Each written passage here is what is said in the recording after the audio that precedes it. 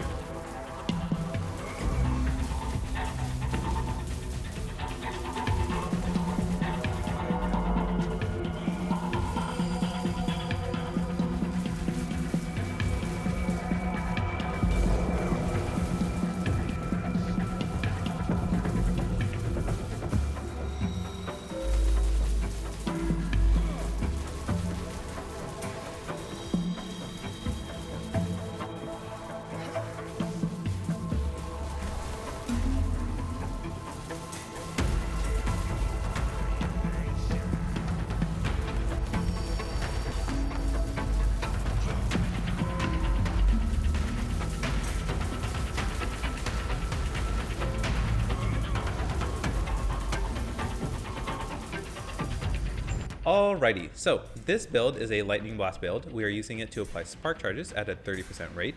We are then beefing up our Spark Charges with Fragment of the Enigma. It's giving us 2% lightning damage for Spark Charge per intelligence. Looking at our character sheet, we have 182 intelligence. This is giving us 364 flat lightning damage added to our Spark Charges. So if you look here, we have 11% chance to apply Spark Charge on hit, and from the Lightning Blast tree, it's 30%. So that's a 41% chance to apply Spark Charge on a Lightning Blast cast. So casting Lightning Blast once. Okay, we didn't apply it. Cast it again. There you go. We applied it. So we want to apply a ton of Spark Charges in order to beef up all our damage. As you saw, our Lightning Blast changed to the same target using the node convergence to make it go on the same target, applied at half the amount of chains. So if you normally have 2 chains, and then you turn it into 5 chains with Chain Lightning, then you half it, you get 2.5, which rounds up to 3. Learned it from Big Daddy. Thank you very much. So we chain 3 times to the same target, and then we beef up our attack speed with Mad Alchemist later because we are already stacking a ton of intelligence, right? 182. Then we beef it up with Mad Alchemist Ladle, 1% increased cast speed per 2 intelligence to get an additional 91 cast speed By the way, a tier 7 I think only goes to 35% cast speed, so 91 is 3 tier 7s worth, which is insane. So we get a ton of cast speed from Mad Alchemist Ladle in order to cast as many spark charges as possible. You can see them just bursting right there. Right, so our single target is absolutely insane. We also get a bunch of more damage from this and a ton of other things, but that's the core of the build, right? That's how the build works. So functioning around that, as you can see, if you look at my character sheet, making this like a complete build, I am actually at 760 corruption, I believe. And like, I don't have resists. Resists are not necessary for this build, which is crazy to say because I have so much damage that I just don't need to be tanky.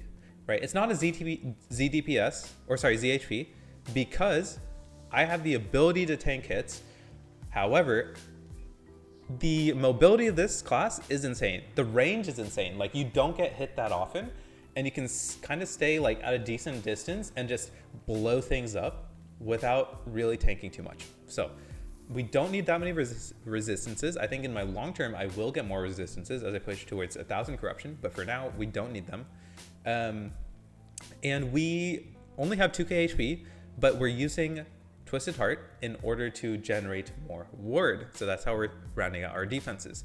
With all our cast speed, we're casting a ton. We're turning 8% of our current health every time into ward, and then we're regenning back up with leech. So as you can see, I'm getting like 6,000. If I pop my flame ward, I'm getting like 7,500 ward. In reality, in monoliths, I'm at about 5 to 5.5k ward, but it's pretty easy to maintain that much ward, right? So that's how the build plays.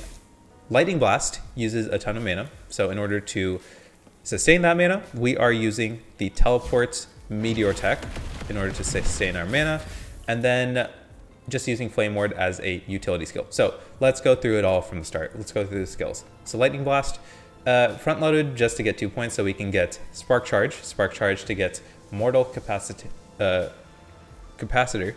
to increase our Spark Charge damage, because all of our Spark charges are being applied by Lightning Blast. I guess technically our Spark Charges explosions could apply more Spark Charges, but I don't know. Then we are going into Storm Razor to get more base damage for our Lightning Blast. This, I wonder, like, you don't actually care that much about the critical strike chance or base damage of your Lightning Blast, so you could probably take 2 points out of here. But we don't need more points into Chain Lightning. We want to keep it at an odd amount in order to put a point into Convergence. So that's what we're doing there. And then we want at least 1 point into Lightning Attunement so that we can have Lightning Ages up as much as possible. Lightning Ages gives us more lightning damage, increased lightning damage, sorry, not more, and reduced damage taken. So once it goes away, we can get another stack. You can only have 1 stack at a time. Then we want to double cast or quadricast if possible. So that's what we're doing there. If I had the points, I would probably pull a point out of here, out of Final Spark, and 2 points out of Storm Razor. So that would give me 3 points, and then put them to try to get to Shatter Shock, maybe, because that might be valuable. But Lightning Blast itself doesn't do that much damage, so I don't think it's too important. We could also go into the Ward on Hit area to get more defenses. Right? Those are also possible, but those are just variations of what you can do. So that's how I would play, or that's how I am playing this Lightning Blast, and those are some alternatives that you can take. Then let's go into Flame Ward. So this is a good like offensive and defensive utility. It gives us more damage over here, 250% increased damage, and a bit of base damage with the base lightning damage being added. We're converting it to lightning damage, and we're giving ourselves haste, and then we're giving us 40% less hit damage taken and 30% less elemental damage taken. So a really powerful defensive setup over here. Next, let's talk about the Meteor Tech. If you don't know what it is, basically we're using Mana Tunnel to make our next spell cast after Teleport free. Then we're making Meteor give us a portion of its mana cost recovered. And in order to get more mana recovered, we are boosting up its mana by taking as much mana cost increases as possible. Everywhere on the tree, plus 50 mana over here, plus 15% over here, and plus 60% over here. So we're just juicing up the mana cost as much as possible, and then returning as much as possible. So we're getting probably like 88 mana back on cast. So that's what we're doing there. And then lastly, Glacier is just here so we don't screw ourselves up with our Dominance of the Tundra. So that's what we're doing skill-wise. Glacier normally costs a lot of mana, but but with dominance or with all the mana efficiency and mana cost reduction from Lesser Glacier, we are reducing the mana cost down to 9, and that's making it very sustainable for us. So let's talk about the items. I've already talked about Fragment, but you should also know it gives +1 to lightning skills. If I had a new catalyst I was going for, I would try to get a tier 7 cast speed, and then probably like increased lightning damage or crit multi. Those would be good options. But otherwise, this is what you want from a 2 LP. Then Mad Alchemist Ladle, easy to get with LP. Crit multi and cast speed are your primary goals with this item. You can also get spell crit if you need it, but you should be able to get it elsewhere. And I think that's kind of all you want. You don't need shock chance, and maybe increased lightning damage could also be very good. We have enough shock chance already built in, so we don't need it. Otherwise, because Mad Alchemist Ladle is very powerful, Wrong Warp is also an option. It gives you Chrono Warp, which reduces or gives you cast speed, I think, and just gives you like some invulnerability and stuff. It kind of synergizes with the Uberroth Star Dials, but you know, that has its own cooldown, so does it really? I would say that Wrong Warp doesn't give you the option to increase your cast speed like crazy. I think it only gives you like 40% maximum without taking a tier 7 on there. With a tier 7, you're probably getting like 75% cast speed on the item, but this item itself just gives you 91 just from all the intelligence you're building. So I think Mad Alchemist Ladle is the way to go. Also, we're getting like 360 base damage from Fragment of the Enigma. So the 60 base damage that you can get on Wrong Warp doesn't matter that much in comparison. Like, it is nice, it just doesn't matter that much. So 60 base damage, it's give or take, right? I would go with Mad Alchemist Ladle, but you can use Wrong Warp if you want.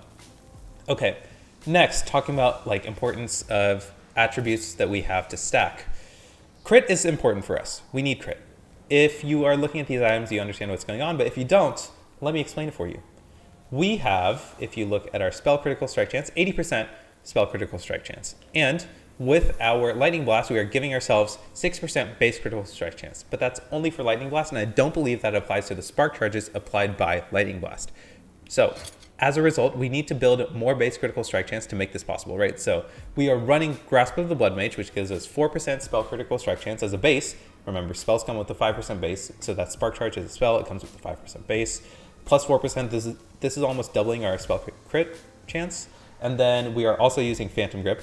But Grasp of the Blood Mage gives us 23% hit damage from bosses and rares taken over 4 seconds instead. Very powerful, easy to get with 1 LP. And if you get a 1 LP, you want intelligence on there. If you get a 2 LP, you also want like a resist on there, because as you can see, our resists are kind of mediocre. Or HP, resist or HP. Then Phantom Grip, easy to get with LP. You want to get a 2% critical strike chance one, because this now pushes our base critical strike chance to 11% for our spark charges, which is big. And then it's easy to get with 2 LP, so intelligence and health ideally, or a resist. But intelligence all the way on all your gear. Okay, so that's Phantom Grip. It also gives us increased mana, that's why we're using it. If you can get to the 300 mana cap, which is what I'm at without it, then you can swap into different items like Osarian, which will give you 1% more damage per shock chance, alongside more armor against shield. But that gives you, because you know you can have up to 10 stacks of shock on a target, you can get up to 10% more damage just from a ring, which is powerful. Or you could also get Red Ring with tier 7 intelligence on it. I have them, they're on my Lich right now, so that's why they're not here. But a Red Ring at 180 total stat pool total, so we're over, right? You can take 10% less damage. It's good defensively, it gives you up to 20% on all of your resistances. So that's a good amount of tankiness. That could cap out most of the things that we need. Very good alternative for Phantom Grip. Just definitely less damage options than Uberroth Star Dial, which gives you doubled effect of stats on the, or sorry, is it doubled or tripled? When you use a movement skill, all stats are tripled for 4 seconds on a 12-second cooldown. So Uberroth, obviously, it gives you the max amount of damage. So if you look at my intelligence, right, 214 intelligence is insane, right? 182 to 214, that gave us 36 extra intelligence. It's huge. Or sorry, 32 extra intelligence. It's huge. Ideally, this gives us the most damage. If you want to be more well-rounded, those are other options that are both very good. So, Jewel Res, best in slot for damage.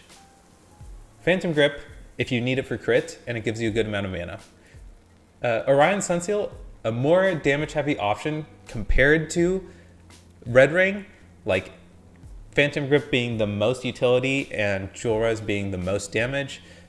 Osarion is more towards Jewel Res and Red Ring is more towards Phantom Grip, right? Because it gives us defenses. So think of that as the scale of like, you have 4 ring options, get the ones that synergize towards what you need to make your build work, right? Okay. Then I've explained the crit. Then we're using Twisted Heart of Uberroth. If you watched Big Daddy's video, you know that he used the relic that you get from the Uber drop, which is really hard to get. And considering I haven't beat Uber Aberroth and I'm playing COF, I have no way to get that relic. And most people won't have access to that relic. So for most people, I would recommend Twisted Heart. It gives you cast speed +1 to elemental spells, strength, which applies to your armor, which is huge. And then it gives you a bunch of ward generation, basically, plus increased health. Easy to get farm up because you're farming a boss, right? So it's not hard to get. And you're farming it to eventually get a 1 LP to slam a tier 6 intelligence. It doesn't need to be like a 20% roll like I got. It can be a 13% roll. Obviously, 20% is great that I got it, but ideally, this is what you're going for. Okay, so that's Twisted Heart. And I think those are like the required items from there. Blood of the Exile is just kind of best in slot intelligence item over here. It gives you strength, intelligence, and more intelligence. It's better than Foot of the Mountain for our build because we like to be more mobile. So we want the increased movement speed, and then a tier 7 intelligence on there.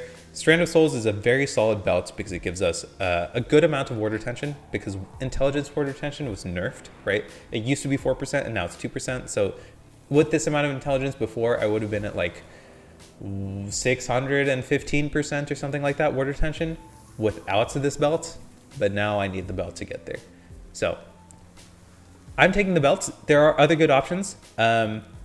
Brewmaster's Buckle will give you Vitality, which will help out with your defenses and HP, and it'll also give you Endurance Threshold, which with Wall of Nothing we're applying to our Ward Decay Threshold. Or you could also run Orion's Descent, I believe is what it's called, and that can give you up to 25 increased intelligence. So that would put me over the 200 mark, which would give you base damage, cast speed, and ward generation from Twisted Heart, you know, generating ward based off of your cast speed. So that could also be a good option. And if you get that, like whatever belt you get, you want to put tier 7 health. If you get a 2 LP, health, or if you're going for Uber Aberroth, then health and cleanse, right? So that's what you should do for your belt. I'm running Dominance of the Tundra. This is easy to farm, easier to get than Bone Claimer per boot. You farm it from the Woven Echo Antipod Rift, I believe. Yeah, Antipod Rift. And it's easy to farm. I have a couple 2 LPs I'm working on. It gives you a ton of base armor, a good amount of intelligence, a tier 6 intelligence, and then I have a tier 7 on there. It gives you reduced bonus damage taken from critical strikes, which is huge. And alongside a passive, we're pretty much maxed out on our critical strike reduction, right? I'm at 94% over here. So that's very solid. And then lastly, I'm using Wall of Nothing because I love the item. It gives you Ward Decay Threshold. It gives you a good amount of armor for a mage. It gives you ward per second. Just a good item, you know, just a good item. You can also run Wall of Nothing. You can run like a decent Exalt. I think you can get some Exalted items with like good armor and base critical strike multi on there. So there are options. There are options for sure. Okay, so that's items. I've talked about skills. Let's talk about passives. For mage, anything intelligence and then ward retention because we love ward retention because it's hard to get now. And then mage flurry for that teleport cooldown recovery speed. Okay, sorcerer. Calculated discretion is how we're getting our increased spell critical strike chance. So we got our base from our items. We're getting the increase, 3% increase per point of intelligence, which is huge. So stacking intelligence also gives us critical strike chance, which is crazy. And then we're using Mana Shell and Wisdom, which if you look, Mana Shell gives you ward per second per max mana.